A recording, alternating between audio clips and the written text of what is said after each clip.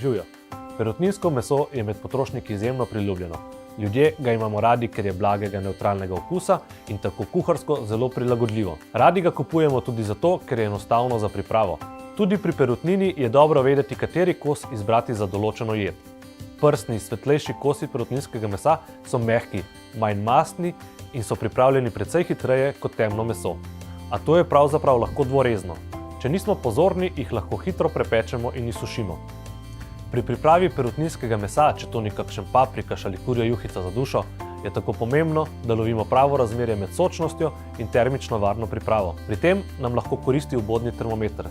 Za varno uživanje perutninskega mesa je namreč pomembno, da ga termično obdelujemo, dokler ne doseže 74 stopinj Celzija središčne temperature.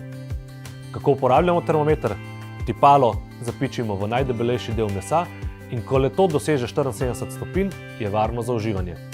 Seveda pa je pomembno vedeti tudi kaj o poreklu, vzreji in predelavi perutninskega mesa. Pri tem nam je v veliko pomoč shema izbrana Kakovost Slovenija.